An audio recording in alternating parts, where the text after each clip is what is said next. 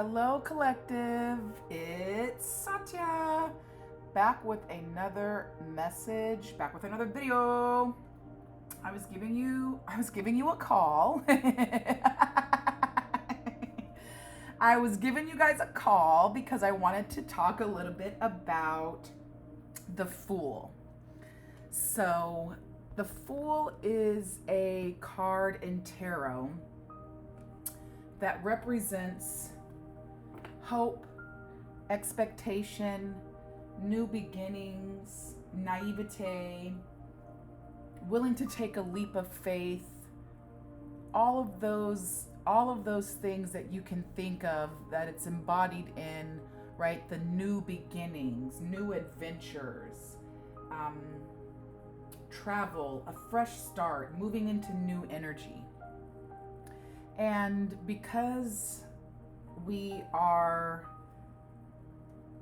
really kicking off a year of Jupiter being in Taurus, if we manage this energy the right way, this transit of Jupiter has the opportunity to really be a new beginning, to really bring some opportunities, some, whether that's in business, finance, relationships, self-development, whatever that might be, but it has the opportunity to really set us up for a wonderful new beginning.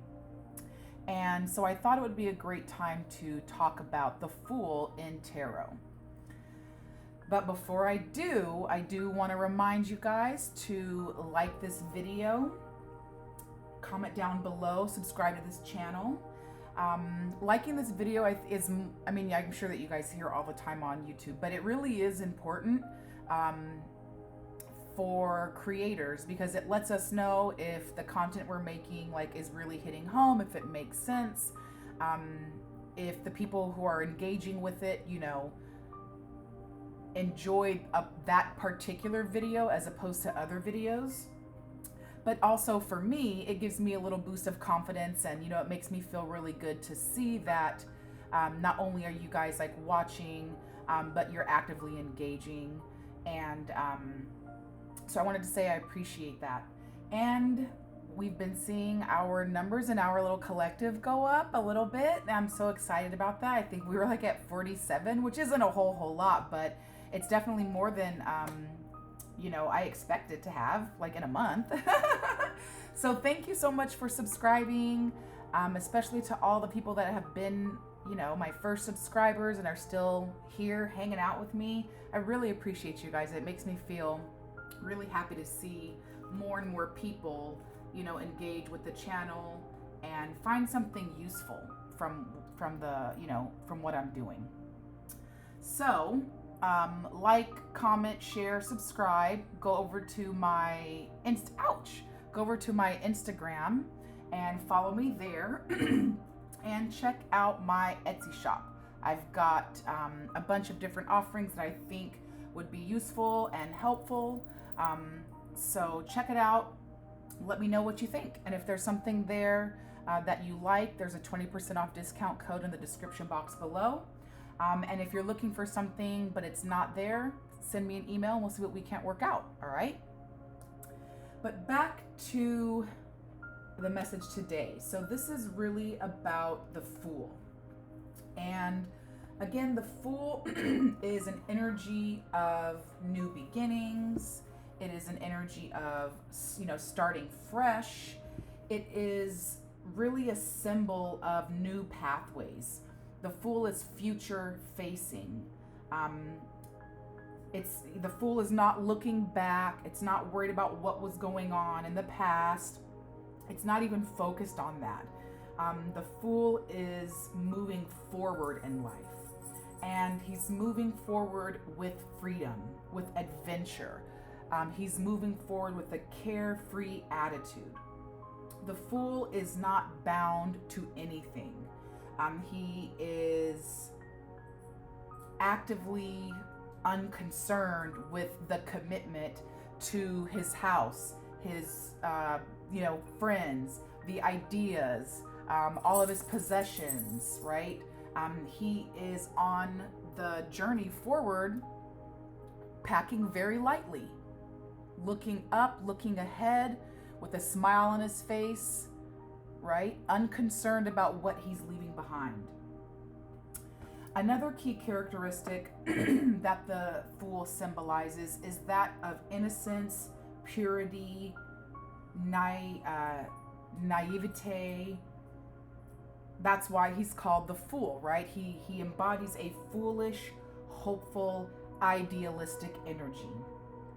He is willing to take that leap of faith, not knowing what's to come, and not afraid also of what's to come. He doesn't know what's to come. He recognizes it might be great, it might not be, who knows, I don't really know, but I'm not afraid, regardless of what is to come. The Fool is an original, authentic thinker, doing what he knows is in his heart, what he's been called to do. And as that energy, right, he is also more times than not depicted as a young person, as a youth. Now that new beginnings, fresh start, new pathway, right? Carefree, adventurous, hopeful, idealistic, innocent. It's all an embodiment of the Fool being on a sacred journey, right? Having a sense or a feeling of, oh boy, I'm going to sneeze, of divine alignment.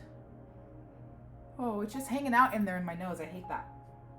The Fool is representative of us at our point of potential. And as the Fool goes on this divinely aligned, sacred journey toward his North Node, right, his destiny, that is our personal growth and development, right? Again, the Fool is really representative of all of the things that you can expect going on a journey through spiritual development. And I'll kind of, look, I made this cool little contraption so I can hold more cards than one. I'm a genius. I'm an inventor. I'm going to patent this. Oh, goodness. But you can see here, right? The Fool is ready to step off and step out. He is unafraid. He's uncaring. He's carefree and ready to go. So again, he represents us at our point of potential. As the Fool, we are not yet fully developed into who we can be, who we are destined to become. As the Fool, we are just setting out on our spiritual development or our soul's journey or our sacred journey, which is why the Fool is represented as the number 0 in the tarot. He is us at the beginning of our journey. As the Fool travels, he encounters many people, all represented by the major arcana cards.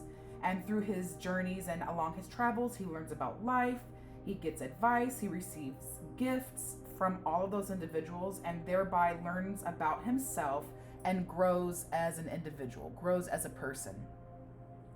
This adventure, the Fool's journey, is a representation of us growing from an idealistic youth to a wise elder. And in much the same way that the Fool goes on his journey, we experience a life, death, rebirth cycle. So just like the Fool never ends his journey, he goes from 0 through the major arcana and comes back to 0. We also never end our journey. Once we come to the end of our adventure, our journey, we return to 0 to begin again. We go from experience to experience. We live life after life. We transform ourselves through series of obstacles, difficulties, and challenges, only to come back to the beginning and start again. The Fool, again, also represents that when we are on our sacred journey, we are divinely aligned and protected. because we choose to step off that cliff, because we answer the call of the divine, and we pack lightly, step lightly, and haphazardly even, right? All, as you can see in all of these depictions, the fool is the next step the fool will take is off the cliff. But again, in each of these pictures, the fool is looking up towards the sun, up towards the sky, up towards the heavens. And because the fool puts his faith and trust in the divine, he will always be protected. The fool is going to step off that ledge and he's going to fall down into the water and swim, or he's going to take flight into the sky. So I want you to take a look at these cards, and I'm going to try to be, try to keep it as clear as possible, because you'll notice that there are a number of symbols on these cards. So the shining sun is a symbol of positivity, happiness. It's a good omen. It is a clean slate, right? He's taking off. The sun is illuminating his path.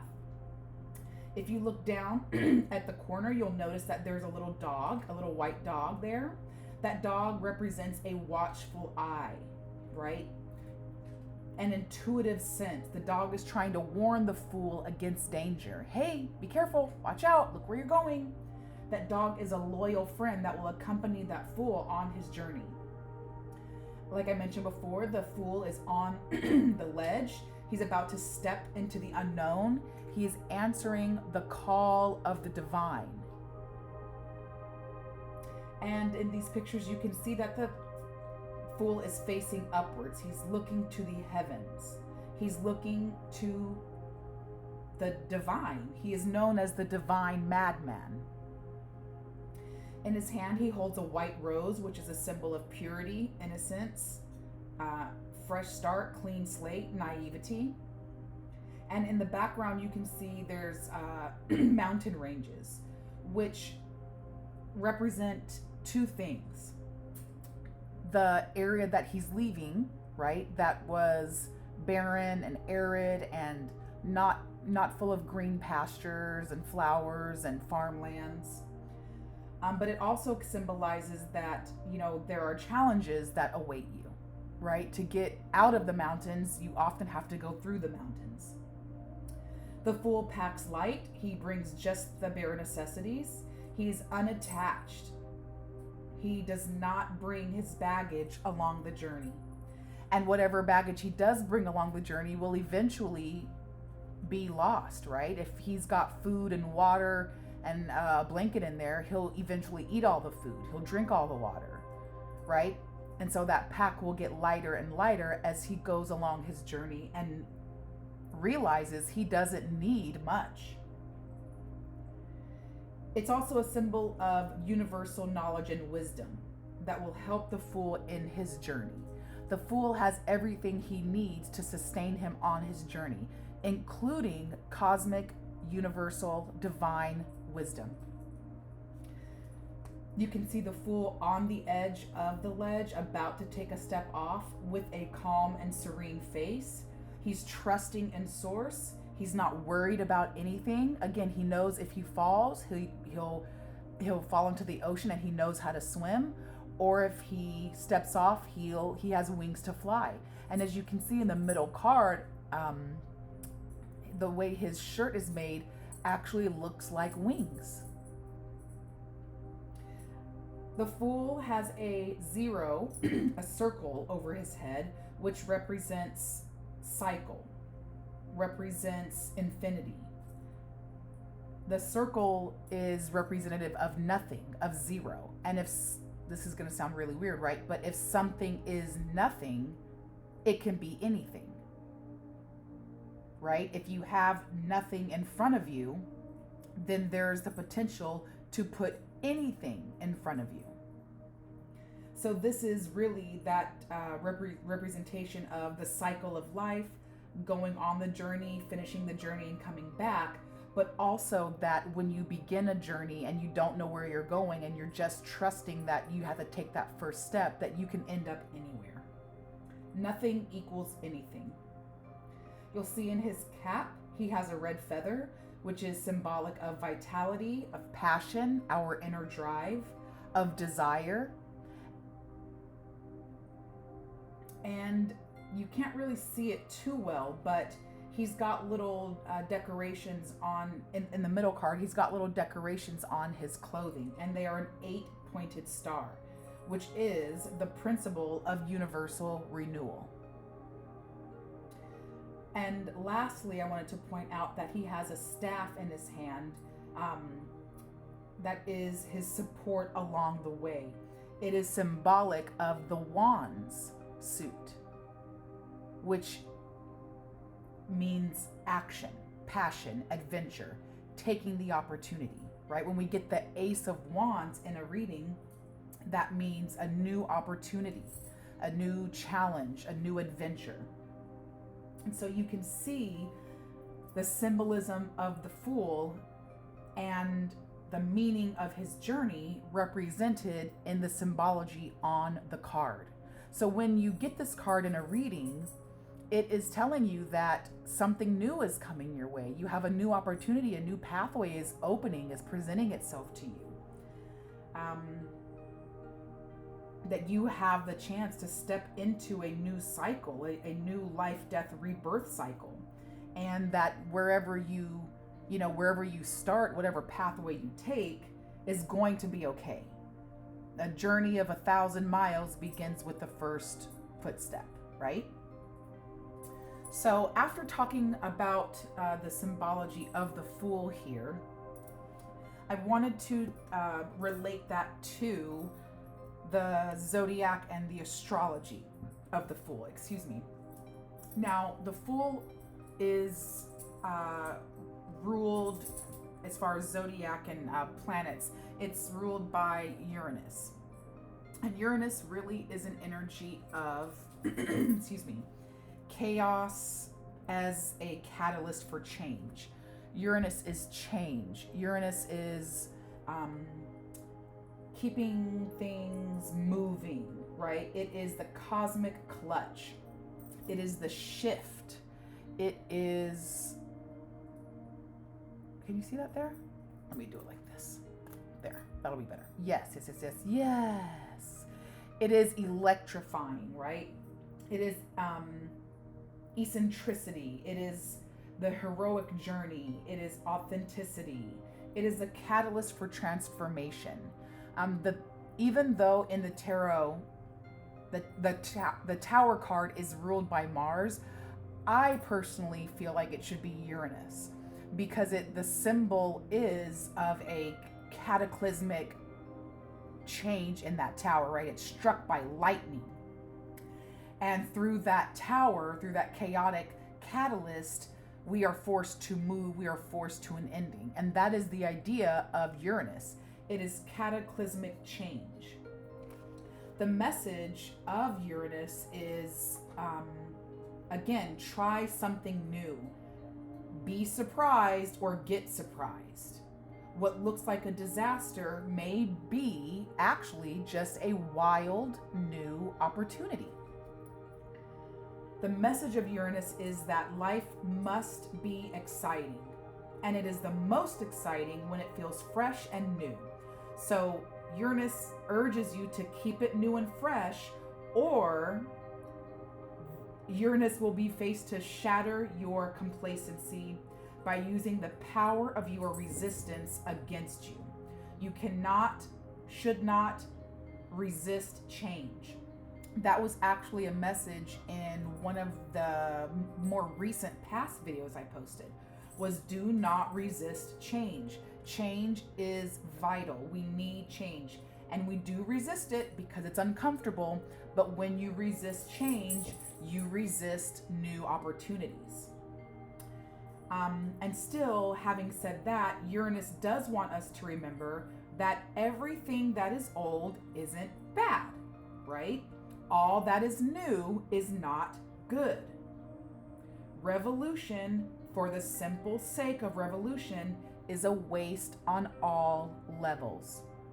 So as you work with the power of Uranus, as you work with the tarot card, remind yourself that you're not just changing to change. Don't just take up a new hobby just to have a new hobby. Don't go back to school and get a new degree and take out a loan just to have another degree, right? Make sure that whatever change that you are implementing in your life, it has some sort of meaningful, helpful purpose. Otherwise, you're not actually changing, you're just floundering, right? You're floundering out there. Uranus, the Fool card, is represented by Aries. I'm sorry, not Aries, Aquarius. And Aquarius is an air sign. I always want to say it's a water sign because, of course, Aqua, Aquarius. And I say it all the time. So if you ever hear me refer to Aquarius as a water sign, just know that I'm like not really paying attention. My mind is moving faster than my mouth. Or my mouth is probably moving faster than my mind because I'm a Gemini. Gemini season. So Aquarius is an air element. It is represented by the water bearer. Keywords here are collaborate, community, service, right? The water bearer knows that they have a responsibility and they take pride in it. This zodiac sign is co-ruled, right? So there's Uranus and Saturn.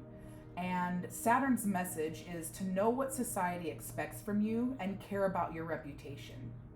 On the flip side, Uranus says, free yourself from tradition and the opinions of others. Think outside the box. Now that may sound conflicting, right?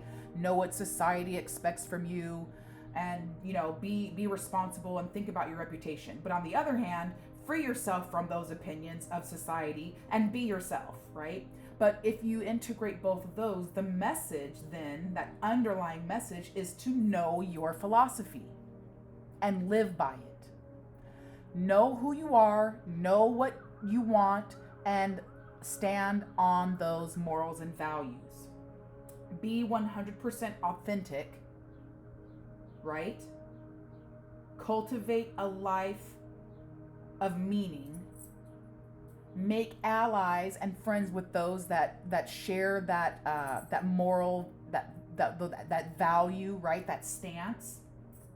And weave webs of support and work together for the benefit of the community.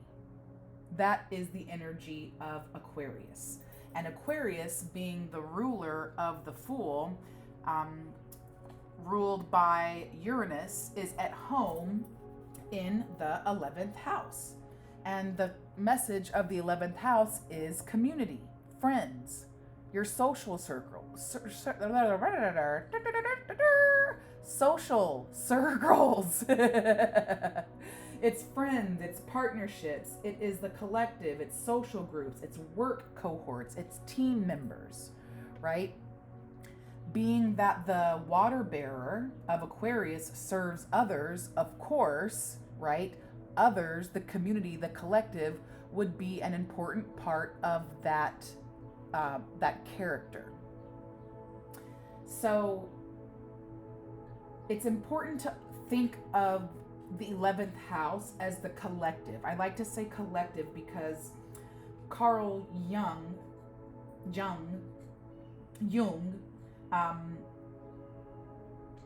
came up with, it's kind of like the father of the idea of this collective unconscious. And people use like the collective conscious and collective unconscious, and 9 out of 10 times, a lot of people don't really know, a lot of people don't know, these people really don't know what it means. And it's not like, the collective, like everybody together, we're thinking, we're all connected. Yes, that's what it means, but on a very, very deep level, right? The collective unconscious is the structure of the human psyche, right? People that are born within certain decades within certain planetary alignments, they are a cohort. They're born under a specific cosmic astrological influence. They have a collective unconscious because of the influences that they all have gone through, right? Individuals, for example, individuals who went through the Great Depression, they have a collective experience that no one born after the Great Depression can really, truly, deeply relate to. Now, that doesn't mean, don't eat my planner, sir. Don't be bad. So that doesn't mean, though, that the people born after the Great Depression are any better or any worse, but they don't have the ability to see life through that lens because they didn't have that collective experience. And that is the idea of, right, a group mindset, the collective unconscious. It is the structure of the human psyche. It is the common kind of shared experience of the human group. There are certain things that every human being that is born is going to go through, period. We're going to be born, we're going to grow up, and we're going to go through puberty. After puberty, we're going to become an adult. After an adult, we're going to die, right? There are just certain things that are going to happen. How we get there, the course we take there, the time it takes us to get to those places may be different, but the experience of being born, growing, and dying is something that everybody that is born is going to go through. Even if you're born at 2 o'clock, you die at 2:02, right? You were born, you grew a little bit, and you died. You went through the same experience as someone who was born in 2000 and died in 3000, right? So that is the energy of the 11th house, the unconscious collective. If you want to learn more about Jung's unconscious collective, or the conscious collective, the collective unconscious, I'm going to put a link in the description below, because tarot, the zodiac, astrology, it all comes together to create a larger idea, a larger picture on how we understand ourselves, how we understand our experience as humans, and how we can use that to grow. So I want to talk now about some of the herbs and plants that are connected with Uranus. Now, I mentioned this before in one of my videos, is I am not a botanist, I am not an herbologist, I'm not a pharmacist. I have my own botanical practice, like for my personal self, right? Herbs and things like that I use for, whether it's in my food to eat, whether it's, to manage stress, anxiety, or whether it is to meditate on, whatever. And so I am not encouraging you to find and eat and consume these. I am giving you information. The choices that you make and how you make them are 100% your responsibility. So don't get no ideas. Okay. So to start with, one of the herbs, plants associated with Uranus is coca, and this is essentially the coke plant. This is a plant that is chewed in areas of South America as a stimulant. So many mountainous regions in South America and throughout Central America are in very high. What the heezy? Stop texting, stop calling me, whoever that is. Are in very high altitudes, and so in order to kind of move around and keep that energy there because of the high altitude and the thin oxygen, the coca plant is chewed. So it is a stimulant, and that is where cocaine, right, is derived from. This is a very spiritual plant, though, right? What we know about the coca plant is that it makes cocaine, and cocaine is an abused drug. But in its true form, in its raw state, indigenous individuals use this as a spiritual guide. This plant is connected to the jaguar, which of course is a very powerful, intuitive, spiritual animal. And the key word for this particular plant is foresight. So again, that ties into, right, the foresight of this fool and his journey. The next plant is rhodiola, and it is a symbol, a plant of wisdom. It is called the golden root in other cultures.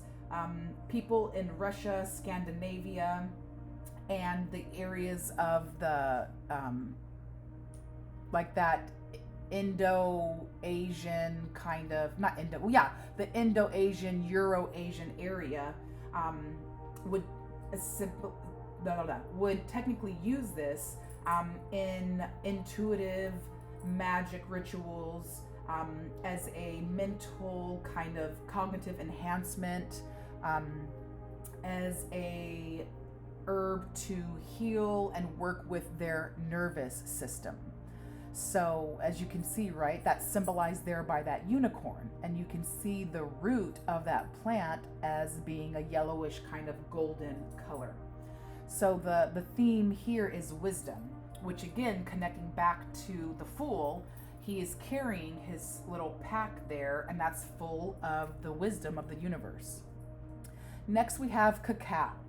And we all know cacao, we love cacao. And it is, excuse me, the spiritual word here is initiation.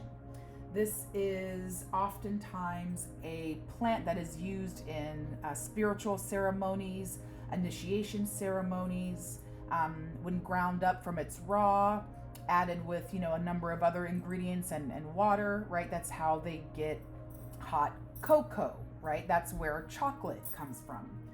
So this initiation plant is associated with the bird, the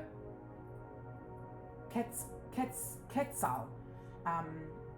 It is a spiritual plant. The quetzal bird itself is a light being. It is a divine spirit. If you see, excuse me, a quetzal in nature, right, it is said to be a divine sign. It's an apparition of the divine. It is the cosmic heart. And so this plant, and there's the cosmic heart right there. There it is. Look at that. So as a symbol of the Fool, this is the initiation of the Fool on his journey, right? He's being called by the quetzal to take the step off the ledge. This is ginkgo biloba. This is an energy of breakthrough. This is I think it's a root plant. No, I'm thinking of ginseng, which is actually the next plant. But ginkgo is something that's described as a dawn of a new mind, a new way of thinking, right? This is usually brewed as tea for cognitive or memory benefits. And of course, it being cognitive and memory and thoughts, you see that sword there? What is that? That's the Ace of Swords, my nigga. You see that? Oh my gosh, right? And I talked about the Ace of Swords in the Gemini video. I think that just came out yesterday. So go back and take a look. Well, maybe not yesterday, because I don't know when I'm going to post this. But I think I put it out on the 21st. So go back and take a look at that video if you want to know more about the Ace of Swords. But that's exactly what is represented by ginkgo. It is a breakthrough of ideas, of intellectual thought, an ability to look at things and think about things in a particular way to gain clarity. As such, it has real life benefits for our cognitive power, our memory benefits. Lastly, we have ginseng. And ginseng is well known as an herb or a root to help our nervous system, for longevity, as a restorative herb or a root. Individuals often, like, you can chop this up. I mean, you can do anything with these roots. You know, it just depends on the flavor it has and how you prepare it. But this symbol is magic, magician.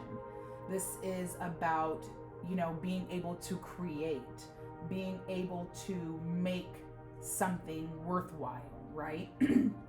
And being a part of the nervous system that ties directly back to Uranus, because Uranus is connected to the nervous system.